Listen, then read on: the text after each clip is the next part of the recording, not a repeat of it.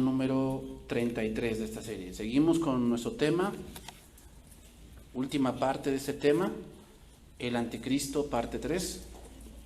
Vamos a llegar hasta este punto, hermanos, y después vamos a pasar a seguir estudiando el capítulo en el que estamos. Es el capítulo número 6, ¿ok? Segunda Tesalonicenses, capítulo 2, verso 8.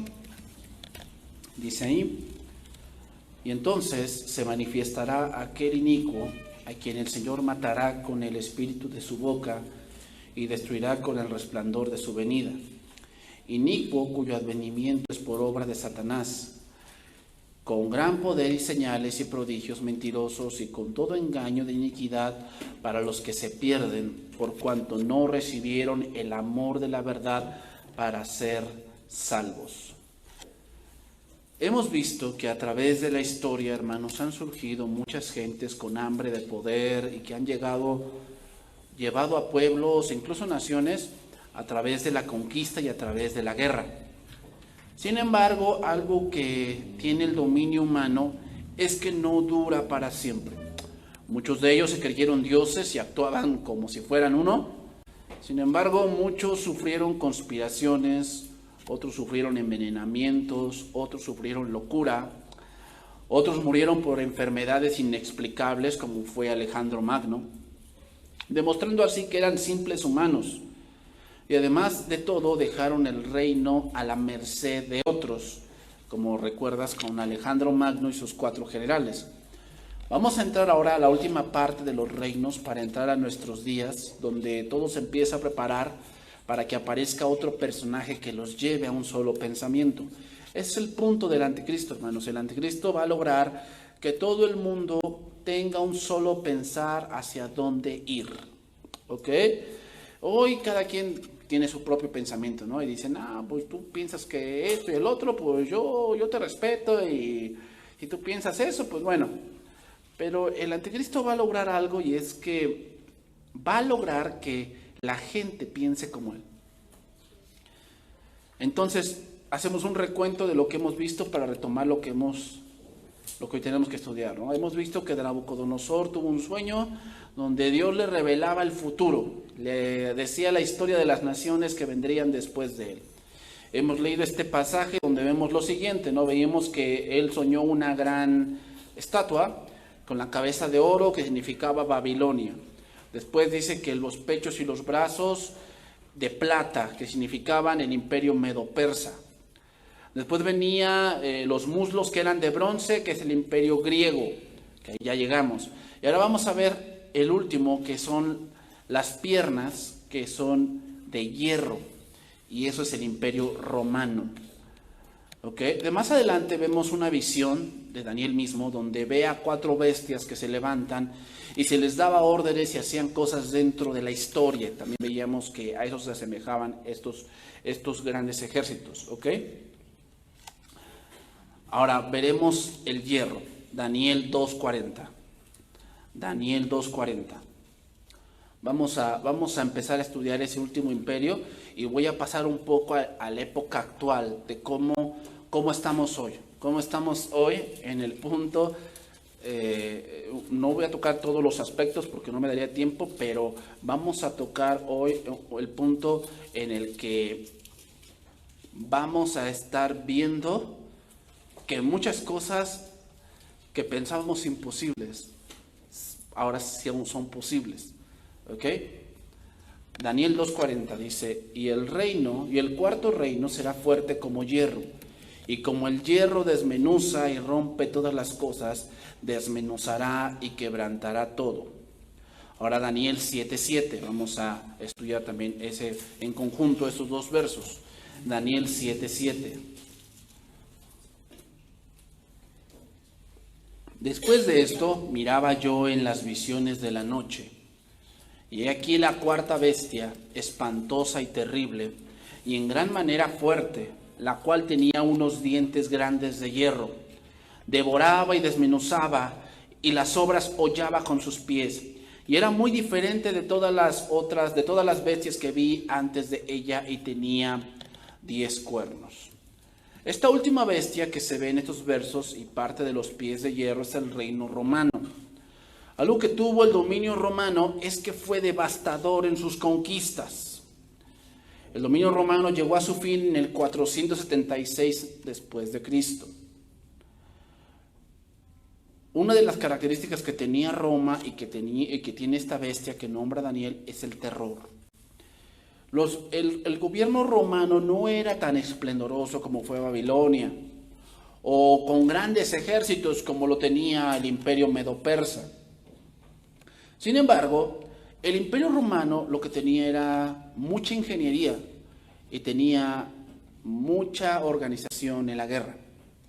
Ellos se volvieron expertos en la guerra, en el manejo del escudo, y tenían diferentes tipos de escudos. Había escudos largos, que eso era cuando iban a la guerra, y entonces ellos iban enfrente y se apilaban y hacían un muro de escudos, y casi era impenetrable. Pero había otros escudos que utilizaban para la batalla cuerpo a cuerpo. También tenían diferentes tipos de espadas. Obviamente era una ingeniería muy dotada porque tenían catapultas, tenían manejo de máquinas que hicieron que la guerra fuese pues una guerra más encarnizada, pero también más fácil. Uno de los pueblos que se le opusieron mucho fueron los bárbaros. En este caso, todos los que son por ahí, por Escocia y toda esa parte, conspiraban contra Roma. Algo que se señala es que esta bestia era muy diferente a las demás bestias antes mencionadas. Y dice que tenía 10 cuernos. Los 10 cuernos, hermanos, o recordemos que los cuernos en la Biblia habla de poder. Pero en este caso nos habla de poder militar. Estos cuernos representan 10 reyes o reinos que se unirán más adelante para volver a formar esa unión romana. El Imperio Romano dejó un poco de funcionar ya que se dividió. Recuerden que en esa época del siglo IV, se dividió el reino en 2 partes y tenía 2 capitales. Una capital estaba en Constantinopla y la otra estaba donde hoy conocemos, Roma. En ese momento, el imperio se debilitó, porque en ese momento el imperio tenía 2 papas, uno en Constantinopla y otro en Roma. Pero los de Constantinopla cayeron primero, y el problema fue que ustedes saben que como es Roma es más o menos una isla en forma de bota. Y el tener mar, hermanos, es un gran apoyo porque podían llegar de diferentes lugares a surtir esa capital. Lo que Constantinopla no era así, tenías que viajar muchos kilómetros y eso contribuyó a que esa parte del imperio cayera por los turcos. Entonces, hermanos, después de esto que se dividió, se hizo un imperio que se le llamó el Sacro Imperio Romano, así se le llamó. Y había países en ese Sacro Imperio Romano, países como Italia, Alemania, Francia, España. Y adivina quién fue hecho el rey de ese Sacro Imperio Romano. Nada menos que un hombre, o el rey famoso, Carlos V, que obviamente era muy hereje, pero bueno, llegó a hacer eso. Se dice que las 10 ciudades que se van a unir para esto son las siguientes. Bohemia es una parte de República Checa. Se van a unir esas 10 ciudades o esas 10 naciones. República Checa, Italia, España, Francia, Suecia, Alemania, Inglaterra, Dinamarca, Holanda, Escocia. Ese tipo de países se van a unir en una unión que ahorita no se ve, pero se está haciendo, hermanos. Te voy a decir otra cosa que tienen estos países. Estos países tienen una economía muy desarrollada y tecnología muy desarrollada.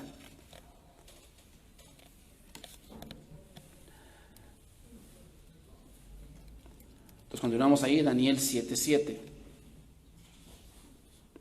Después de esto, dice, miraba yo en las visiones de la noche, y aquí la 4ª bestia espantosa y terrible, y en gran manera fuerte, la cual tenía unos dientes grandes de hierro, devoraba y desmenuzaba, y las obras hollaba con sus pies.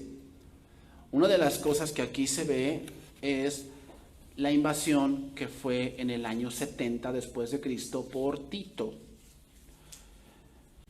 Antes de que ocurriera eso, hubo varias revueltas judías comandadas por muchos hombres que querían la independencia de Roma. Sin embargo, esto no fue así, sino que Tito llegó y conquistó Jerusalén, y así pasó, devoraba y desmenuzaba, es decir, tiró todos los muros, solamente dejó algunas cosas y tiró el templo y dejó solamente un muro, que es lo que ahora conocemos como el Muro de los Lamentos.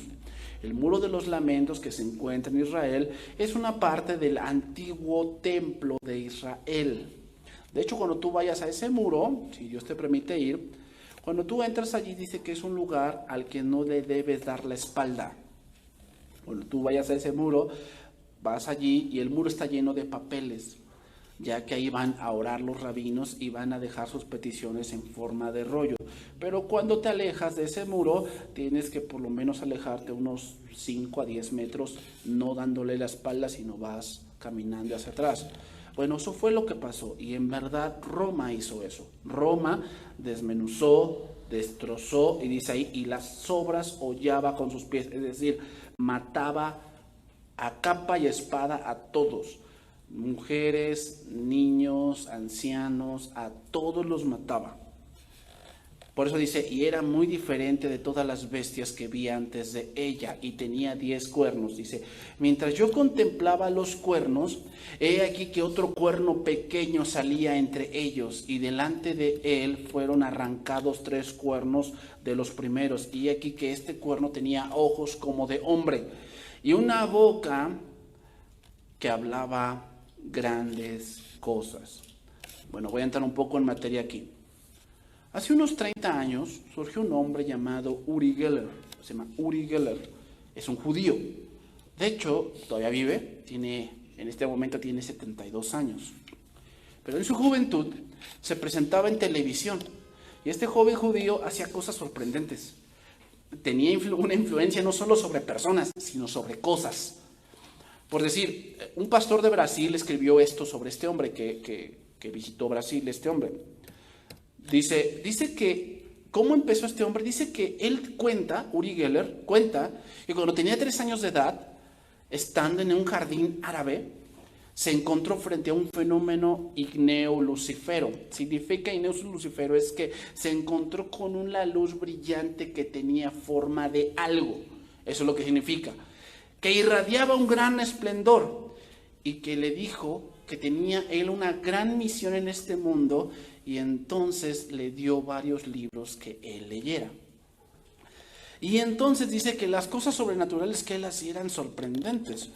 De hecho, dice que cuando se hacían las cosas, varios científicos de renombre de Estados Unidos, de Europa, de Israel, venían a estudiar lo que él hacía, para ver si era un fraude lo que él hacía. Por decir, lo que él podía hacer, podía hacer que las estructuras metálicas mutaran. O sea, podía transformar el plomo en oro. Eso era algo sorprendente, y lo veían así, y lo hacía. Podía encorvar piezas de hierro en general. Las podía encorvar, pero no con las manos, con la simple mirada, con la mente. Podía encorvar las piezas. También podía paralizar máquinas. Es decir, estaba trabajando en una computadora y la señalaba o le hacía algo, pero no la tocaba, nada más como que la señalaba y la computadora se apagaba, se paraba, las televisiones no transmitían, se apagaban. Podía hacer, hermanos, desaparecer objetos que luego reaparecieran en lugares imposibles. Por eso se dice que él tomó una tabaquera de un hombre. Él estaba en Nueva York y la hizo desaparecer. ¿Y sabes dónde apareció? En su casa en Inglaterra. Él lo hizo. Y enfrente en laboratorios donde lo veían y podían ver si era un fraude. Podía, hermanos, hacer germinar las semillas y aumentar su tamaño en cuestión de segundos. Es decir, tú pones la semilla en una maceta y al momento nada más ponía la mano y al momento salía la matita. Podía hacer eso. Es más, él podía teletransportarse a 50 kilómetros de distancia en segundos. Él mismo podía hacerlo. ¿Te imaginas un hombre así? O sea, era sorprendente lo que él hacía. Y se dice, hermanos, de este hombre, que soldados y oficiales tienen un temor reverente por este hombre. Y por causa de él y de la situación de Israel, ha renacido la esperanza de la venida del Mesías. O sea, muchos israelitas pensaron que ese hombre, Uri Geller, era el Mesías.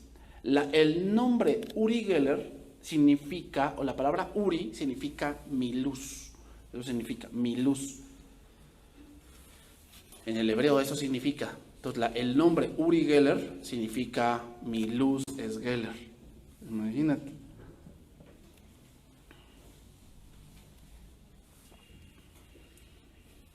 Ahora, no estoy diciendo que Uri Geller sea el anticristo, no estoy diciendo eso. Pero sin duda es el vivo ejemplo de una persona que tendrá una influencia superior. O sea, imagínate, si hacer con todo eso y cómo tenía el mundo, ¿te imaginas lo que no hará el anticristo? Hará cosas más sorprendentes que esta. Podemos decir que el anticristo surgirá así, sorprendiendo al mundo y dictando soluciones para el caos económico, político, moral y espiritual en el que él mismo se encontrará. El anticristo, hermanos, no solamente prometerá una solución para los problemas del mundo, sino que además gozará del aprecio de todos por su gran poder de mando. Y fíjate, los judíos al anticristo no solamente lo recibirán como el salvador del mundo, sino también como su esperado Mesías, y entonces se sentarán en el trono o en el templo de Dios, queriendo parecer Dios. Así actuará el anticristo. Apocalipsis 13:16. Apocalipsis 13:16.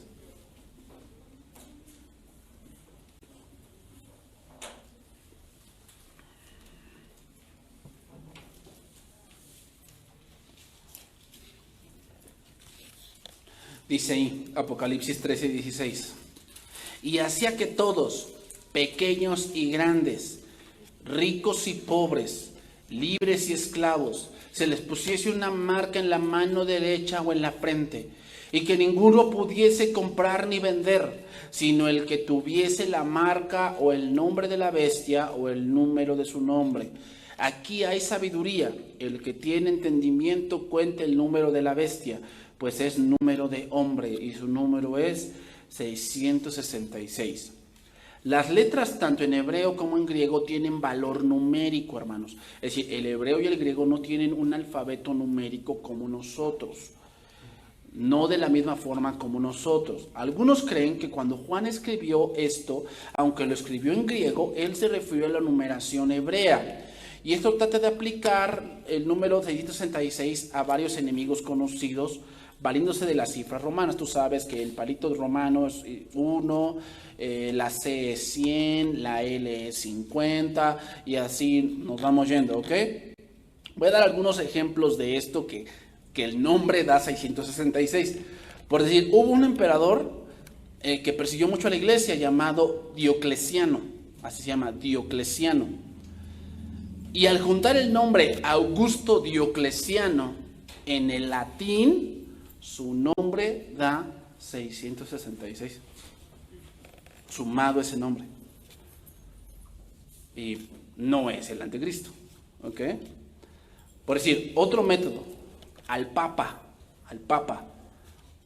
según los títulos que adopta este hombre, por decir, el título vicario del Hijo de Dios, en el latín suma 666. Ese nombre, vicario del Hijo de Dios.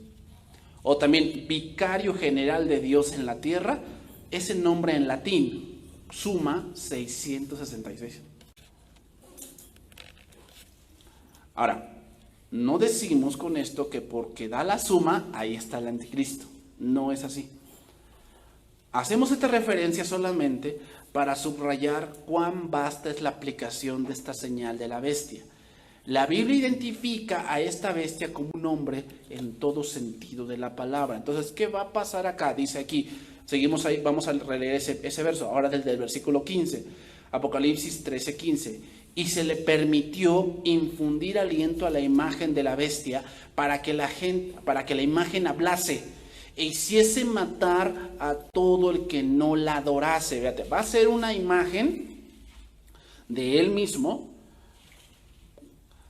y va a hacer que hable, que tenga vida. ¿Sabes quién introdujo la adoración de las imágenes? El Papa Pío. Así va a haber un papa llamado Pío. El Papa Pío, en la época del oscurantismo, permitió la adoración a las imágenes. Muchos de ellos dicen, es que nosotros adoramos las imágenes porque son santos. Y ellos van diciendo así, es que si Jesús, nosotros creemos que Jesús sí es el máximo, pero si Jesús está enojado, voy con su mamá, pues ya van con María. Pero si María y Jesús están enojados, ¿con quién voy? Con Pedro. Porque Pedro se lleva bien con ellos, entonces pues voy con Pedrito. Pero si Pedro, y así se va, ¿no? Si Pedro y María y Jesús están enojados, pues ya voy con Jacobo. Y así se la lleva, porque están llenos, parece un panteón griego, ¿no? Ahí los católicos, ¿no? Un panteón griego, o sea, tienen un buen de, entre comillas, santos, ¿verdad? Pero date cuenta eso que va a traer. Hoy a la gente tener una imagen, pues no es algo malo. Imagínate ahora una imagen que hable. Eso es lo que va a hacer el anticristo. Va a hacer que la imagen hable. Y la imagen va a hacer que cualquiera que no lo adore, que sea muerto. Dice, y hacía que todos, pequeños y grandes, ricos y pobres, libres y esclavos, se les pusiese una marca en la mano derecha o en la frente y que ninguno pudiese comprar ni vender, sino que el que tuviese la marca o el nombre de la bestia. Bueno. Una de las cosas, hermanos, que podemos asegurar que va a desaparecer es el papel moneda. De hecho, te voy a decir algunas cosas. Ya que esto está haciendo que la economía sea algo que no se pueda medir de una manera exacta. Te voy a decir algunos datos de esto. El Banco Central de Europa, hermanos, ya no produce billetes de 500 euros. Ya no los produce. Y varios países europeos han establecido un límite máximo para realizar pagos en efectivo. Por decir, Italia y Portugal, por ejemplo, el efectivo se acepta para pagar hasta 1,000 euros. Después de esto hay que usar tarjeta, pagos electrónicos o cheques. O sea, más de 1,000 euros ya no puedes pagar con efectivo.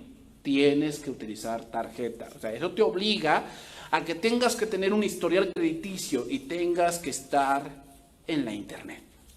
Hermano, cuando tú tienes ya una cuenta del banco, ya sea nómina, crédito, tienes un crédito en Infonavit, en Fobiste, en ISSSTE, lo que tú quieras, tú ya estás, vamos a poner así, boletinado. El SAT sabe de ti. Y en Europa, ni se diga.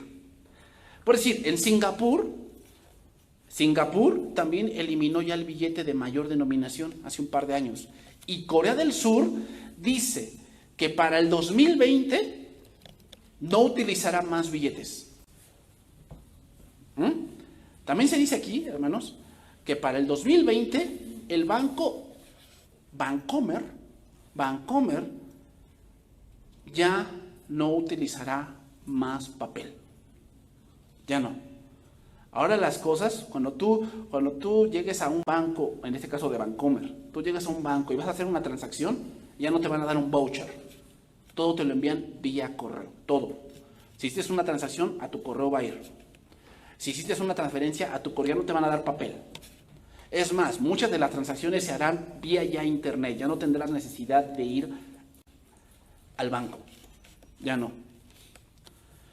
El lugar donde menos se usa efectivo hoy, hermanos, es Suecia, donde solo el 1% de los pagos se hacen en efectivo. Solamente el 1%. De hecho, en el país escandinavo cada vez es más común ver avisos en tiendas decir no se acepta efectivo. Si tú vas a ese país, vas a encontrar, no se acepta, o sea, tienes que tener tarjeta de crédito, tienes que tener pagos con celular, no lo sé, pero tienes que tener una cuenta, porque así es como se cobra. Mira, el recién escándalo de Facebook, tú supiste de ese escándalo, ¿verdad? Que robaron información de usuarios, ha revivido los debates sobre la atención sobre el uso de tecnología y la privacidad de las personas.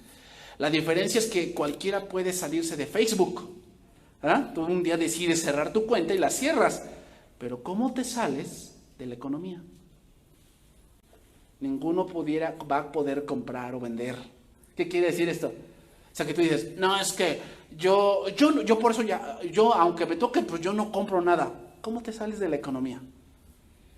¿No todos aquí manejamos billetes? ¿No todos aquí manejamos efectivo, monedas? ¿No? Pues ¿cómo te sales de eso? Ninguno va a poder comprar o vender. A eso se refiere, hermanos. No se refiere tanto de que, ay, no voy a tener una marca acá. Eso es muy relativo. A lo que nos referimos que ya esto ya está, hermanos. Va a haber ya un sistema bancario donde ya no se va a utilizar el papel moneda. Aquí no vas a poder falsificar tus billetes de 500. No, ya no se va a poder. Todo va a ser a base de tarjeta de crédito. Todo va a ser así. Quedar por fuera es otra cosa, hermanos, pero nadie quiere vivir sin acceso al dinero. Algunos de los que podrían quedar por fuera de una economía sin efectivo son las personas mayores y los más pobres. Ese es uno de los problemas que ha surgido. Por decir, en noviembre del 2016, el primer ministro de la India declaró que los billetes de 500, que equivalen a $7, y de 1,000 rupias dejarán de circular. Y ya no tendrían ningún valor en el 2017. ¿Sabes qué es lo que pasó? Hubo 112 muertes de hombres mayores que recibían y que tenían ahorros en ese tipo de billete. Se dice, hermanos, que muchos se suicidaron porque dice que hacían largas filas en el banco para cambiar los billetes que antes iban a salir de circulación. ¿Cómo ves? ¿Te imaginas cuando digan, ya no más billetes? A partir del próximo año todo va a ser digital. Pues todos tus ahorros que tienes debajo del colchón, bye. Todas tus monedas que tienes ahí en el cochinito que te compraste ahí en la feria, bye. Ya no funcionan. Entonces, al momento de tú meter todo eso en el banco, ¿qué ocurre ahí? El banco y el gobierno sabe cuánto ganas, cuánto gastas y cuánto tienes ahorrado. Lo sabe. ¿Y si te lo congela? ¿Qué haces? Pues no puedes comprar ni vender. Porque para vender requieres una cuenta donde te pasen el dinero. Y si tu cuenta está congelada, ¿cómo te pasan el dinero? ¿Te das cuenta? O sea, hermano, tú dices, ay, no, yo me agarro mis gallinas, o uno así, ¿no? Hago mi granja y ahí como. Mira, los pobres, hermanos, pueden sufrir las consecuencias, tal vez no en Suecia, pero en países menos desarrollados, millones de personas dependen del dinero en efectivo para comprar cosas básicas. Se dice que aquí en México, el uso del dinero es del 85%. México no está todavía preparado para algo así. ¿Cómo? Que si en este momento el gobierno nos dijera, deja de funcionar el papel moneda, no estamos listos. ¿Sabes por qué? Porque creo que no todos los que estamos aquí tenemos cuenta en el banco, ¿verdad? No todos. A lo mejor si tienes tu nómina, pues tal vez sí, tienes esa cuenta, pero querías hacer otra cuenta para que ahí te depositen lo que vas vendiendo.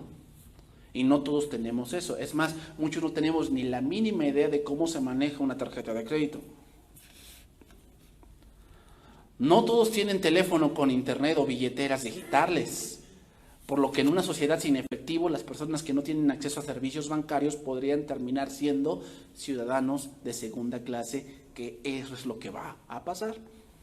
No van a poder comprar ni vender. En América Latina, por ejemplo, menos de la mitad de la población usa servicios bancarios. ¿Has comprado por internet? Eso es tan común ahora. Y no me refiero solamente a que compres el Fabuloso o compres alguna pulsera en internet. Tan solo con que compres algunos servicios de un videojuego. Esos son compras por internet. pero no todos hacen eso. ¿Pero qué? Pues si te acuerdas lo que ahorita hizo Telcel, que ahora con tu propio saldo puedes comprar servicios así. A eso va la idea, hermanos, ahí va la idea. Que tú puedas recargar en un Oxxo y para más adelante va a ser así, va a ser que ya las empresas te van a dar tu cuenta, vas a tener tu cuenta allí y por medio de una aplicación en el celular, tú vas a poder aplicar de allí a tu teléfono y así y pagar servicios. Todo va a ser así. Mira, más del 90% de las operaciones en el planeta es a través de tarjeta de crédito. Más del 90% de las aplicaciones. Te voy a decir otra cosa, mira. De madre sueca y padre español, hay una mujer que se llama Caroline, que nació en Madrid. Y aunque desde hace años vive en Cavalio, en Malbo, en Suecia, trabaja en Cavalio y vive en Copenhague, en Dinamarca. Pero esas dos ciudades se unen por un gran puente de unos más o menos 10 kilómetros o casi medio kilómetro. Los une un puente. Pero fíjate, ella dice que día a día ella ya se acostumbró a vivir su vida sin monedas ni billetes en el bolsillo. ¿Por qué? Para ella es lo normal. Dice, de hecho, en el autobús ni siquiera admiten monedas. Donde ella vive, dice, en el autobús no admiten monedas. Llega un punto en el que vas viendo que se puede pagar cualquier cosa con tarjeta. Vayas donde vayas, dice, no es necesario ir a un cajero y menos a un banco, que efectivamente ya no manejan efectivo, exceptuando alguno. Sorprende, pero es cierto, se dedica a atender al cliente en otros aspectos, como abrir cuentas, realizar gestiones, abrir una cuenta en el extranjero. Para eso ya sirven los bancos, pero ya no te dan dinero. Eso, hermanos, va a venir. No vas a pagar el pasaje. ¿Sabes cómo ahora pagan el pasaje? Agarran su celular y hay un lector. ¡Pum! Ya. O sea, ni tarjetas. Con el mismo celular. ¡Pum! ¿Sabes que hay unas nuevas tarjetas que son inalámbricas? Que ya no es necesario que te las metan a la terminal. ¿Ya no? ¡Pum! No, ya no. Agarras la cuenta. Te traen la terminal y nada más pones la tarjeta encima y te cobra. Vámonos. En Europa ya hay una ley que a partir de 30 euros, toda tendita, la que sea, tiene que tener terminal. Aquí todavía no existe eso, ¿verdad? Ahí pues vas al Oxxo y pues sí, pero vas ahí donde Doña Chona y pues todavía no, ahí todavía te aceptan los de a 20, los de a 50, ¿verdad? Pero allá en Europa no es así. Entonces la pregunta parece inevitable. La pregunta es, ¿existe un interés por parte de gobiernos y entidades bancarias en un cambio de paradigma de esta dimensión? ¿Cuál? De cambiar del papel moneda al dinero digital. La respuesta es esta. Hay razones para pensar que así es. Lo primero es para controlar mejor el fraude fiscal. ¿Cómo es esto? Que hay muchos que evaden impuestos y que no declaran lo que ganan, ¿verdad? Empezando por los políticos y alguno que otro hombre que se mete a la iglesia. ¿Sabes que por eso ya a las asociaciones religiosas como nosotros ya se nos está pidiendo muchas veces que declaremos cuánto entra a la iglesia? ¿Sabes por qué? Porque las iglesias se han hecho un foco de lavado de dinero. ¿Sí sabes qué es eso, verdad? Aquí estoy yo y entonces llega un narco. No vas a decir que su dinero es mal habido, es bien habido, ¿no? Lo trabajó con el sudor de su rostro, ese dinero, ¿no? Ya con un portafolio le dice, pastor, quiero finiquitar mis pecados, aquí le traigo 3 millones de dólares.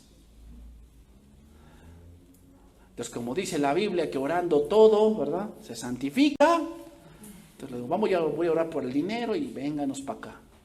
Y como no tengo que declarar lo que entra, pues vámonos con el caso Cash Luna, ¿verdad?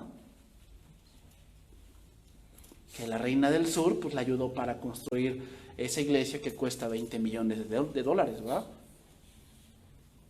Aunque él dice que fue con las ofrendas de los santos.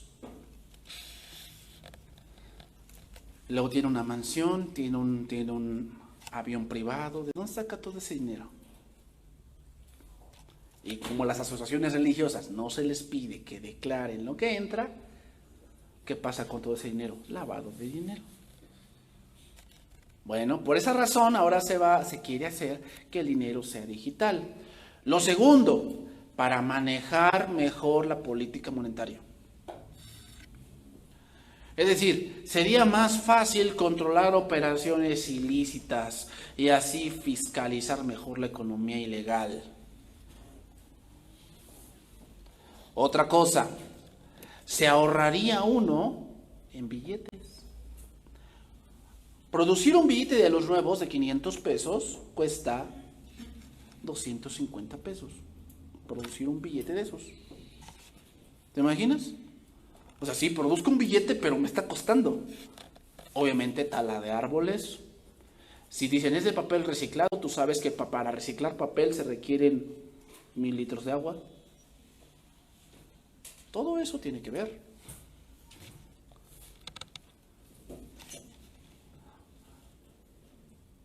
El quitar el efectivo, hermano, supone un coste para estos bancos que desaparecería. Entonces, de un tiempo para acá, hermanos, la máquina va sustituyendo al ser humano. Y a medida que ellos se van comportando cada vez más como máquinas, estas se van pareciendo cada vez más a los seres humanos. Eso se le llama inteligencia artificial. No, las que vieron Terminator, pues bueno, no estamos lejos de eso, ¿eh? No estamos lejos, no tanto que la máquina pues nos domine y toda esa cosa, pero de que las máquinas hagan ya más cosas y eso deje desempleados a muchos, sí. De hecho, regreso a esa noticia, de los de Vancomer, hermanos, de los que hablan dije eso de Vancomer, como todo eso ya se va a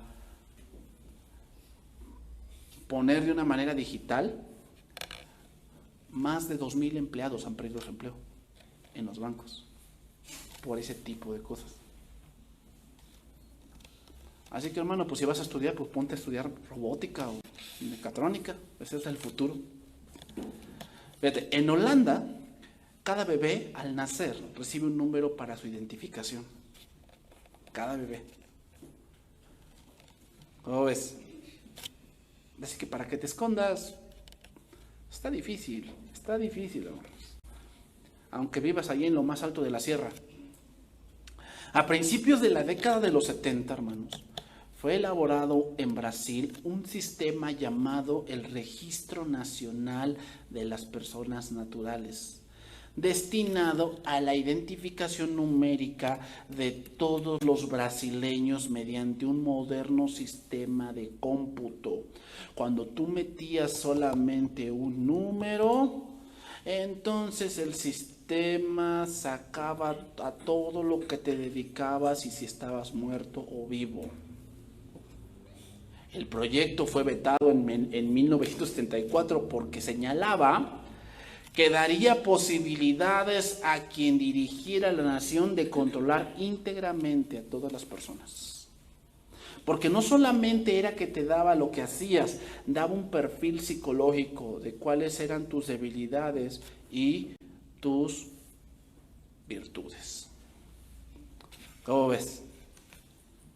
Pero sabemos que, bueno, dicen lo vetaron, pero pues, tú sabes que, o sea, al gobierno nada más le crees la mitad, ¿verdad? Porque, pues, bueno, voy a adentrarme en un pasaje aquí, Apocalipsis 13:1. Vamos yéndolo por la parte final. Entonces, quiero que entiendas esto, hermano. Mucha gente dice, entonces, muchos me dijeron, es que, bueno, todo se puede falsificar, entonces si dicen que la imagen de la marca de la bestia, yo falsifico la marca y así como y vendo. No, hermano, no.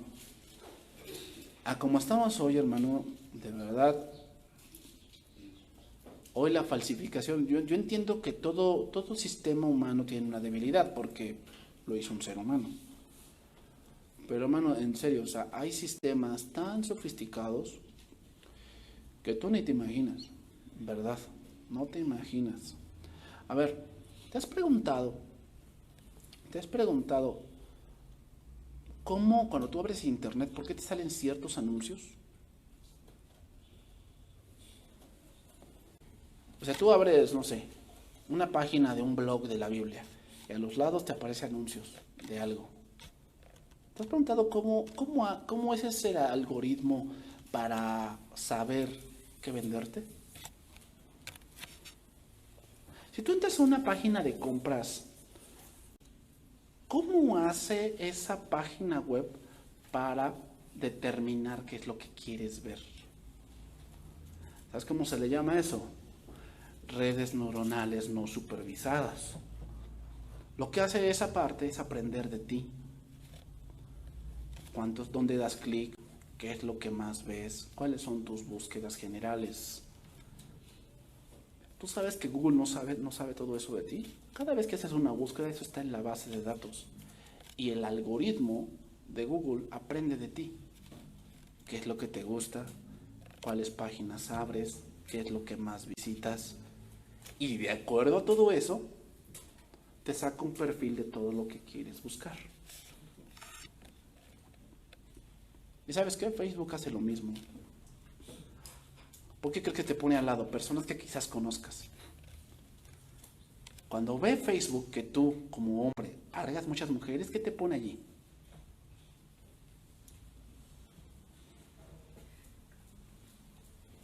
Un algoritmo de aprendizaje. Las telefonías hacen lo mismo. De hecho, los mismos teléfonos y los mismos automóviles nuevos, hermanos, a partir del 2015 para acá, el nuevo automóvil aprende de ti. El nuevo automóvil se adapta a ti. Si te gusta pisarle, el automóvil se va a adaptar de tal manera que sabe cómo manejas. Lo que va a hacer que el automóvil no se desgaste tanto porque sabe que tú te gusta que pisarle. Y el automóvil se adapta a ti. Lo mismo, ya los teléfonos inteligentes traen eso, redes neuronales. Y saben qué aplicaciones hables más. ¿Qué es lo que te gusta? Si te gusta más el video, lo que hace la red neuronal es dar todos los recursos cuando abres ese tipo de aplicaciones para que tu experiencia sea mejor. ¿Y tú no te das cuenta? Así es. Entonces te digo, hermano, o sea, nos acercamos a eso. Que nadie pueda comprar ni vender. Google o toda esa parte. Mira, Google tal vez también tiene lo que se llama Maps, ¿no? ¿Tú lo sabes? ¿Sabes que Maps tiene una herramienta que te muestra el recorrido que has hecho en toda la semana? ¿Sí sabes eso? Tú lo pones en Map y dice, tal día visitaste tal lugar, recorriste tantos kilómetros, fuiste acá, fuiste allá. Eso es una red neuronal. Si yo entreno una red neuronal con esos datos, yo voy a saber cuáles son tus hábitos de caminar y si caminas mucho. Con eso puedo determinar si te puede dar una enfermedad de artritis, si no, si eres, de acuerdo a lo que caminas, pues si tienes alguna enfermedad respiratoria, todo eso, yo lo puedo determinar. ¿Tú piensas que eso no lo va a utilizar el anticristo para saber quién eres? Por favor, hermano.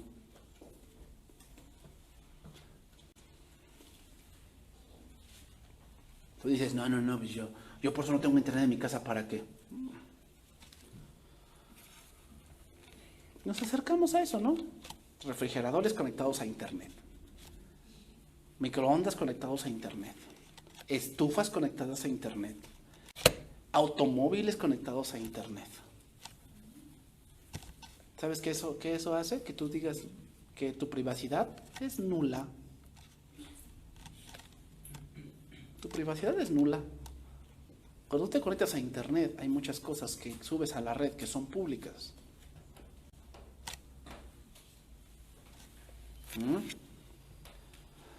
Apocalipsis 13:1, para ir terminando. Me paré sobre la arena del mar y vi subir del mar una bestia que tenía 7 cabezas y 10 cuernos, y en sus cuernos 10 diademas, y sobre sus cabezas un nombre blasfemo. Y la bestia que viera semejante a un leopardo, y sus pies como de oso, y su boca como boca de león. Y el dragón le dio su poder y su trono y grande autoridad. Y vi una de sus cabezas con herida de muerte, pero su herida mortal fue sanada. Y se maravilló toda la tierra en pos de la bestia. Y adoraron al dragón que había dado autoridad a la bestia, y adoraron a la bestia diciendo: ¿quién como la bestia, y quién podrá luchar contra ella? También se le dio boca que hablaba grandes cosas y blasfemias, y se le dio autoridad para actuar 42 meses. Y abrió su boca en blasfemias contra Dios, para blasfemar de su nombre, de su tabernáculo y de los que moran en el cielo. El capítulo 3 y el capítulo 2, hermanos, tienen una estrecha conexión. En el capítulo 12 vemos una mujer vestida del sol con 12 estrellas que representa a Israel. Y dice que tuvo un hijo y el dragón estaba esperando a que naciera para pronto devorarlo, pero dice que no pudo. Entonces dice que se fue a hacer guerra. Y el dragón, frustrado en su intento de destruir al Mesías y su comunidad, se va a la orilla del mar y llama de él a la bestia, que vemos aquí. Y esto es Roma. O sea, ese imperio que ahora está dividido se volverá a unir en esas 10 naciones, y de ahí surgirá un poder económico. Y de ese poder económico, adivina quién va a surgir. El anticristo, de ahí va a surgir. Se dice que tiene un nombre blasfemo. Esto quiere decir que se hace llamar hijo de Dios. Los césares de Roma se hacían llamar Dios. Eso era una blasfemia. O se llamaban hijos de Dios. Al ver que esto que hace esta bestia, la gente queda asombrada y le rinde homenaje. Entonces sigue diciendo: y se le permitió hacer guerra contra los santos y vencerlos. Y también se le dio autoridad sobre toda tribu, pueblo, lengua y nación. Y la adoraron todos los moradores de la tierra cuyos nombres no están escritos en el libro de la vida, del Cordero que fue inmolado desde el principio del mundo. Y si alguno tiene oído, oiga. A la bestia, hermanos, se le da autoridad universal que ejerce sobre toda tribu, pueblo, lengua y nación. Es decir, tendrá un control sobre todos. Su control será mundial.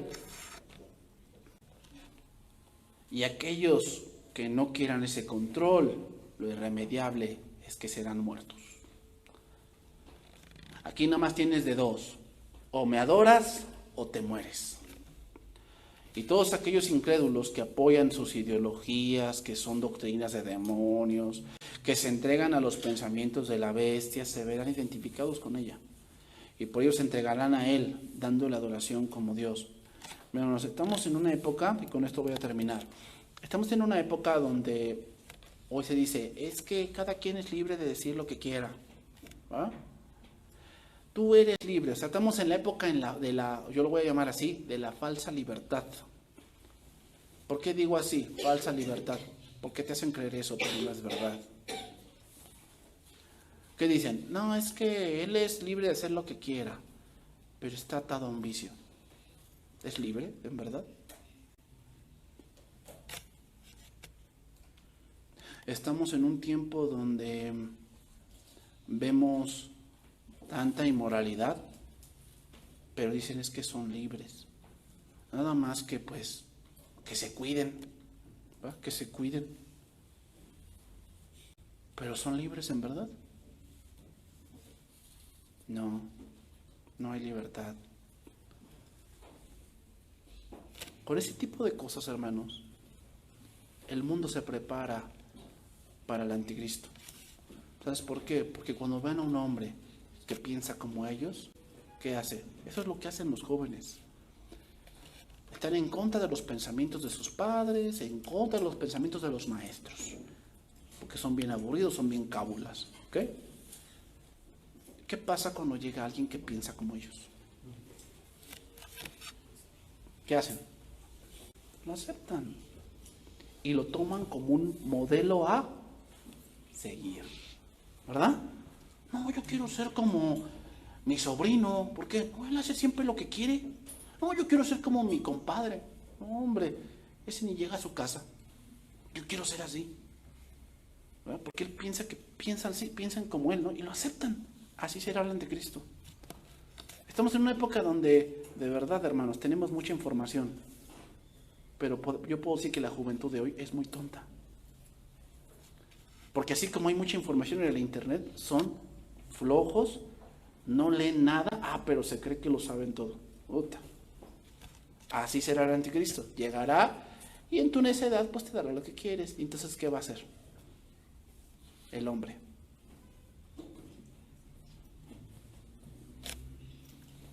Vale, sí.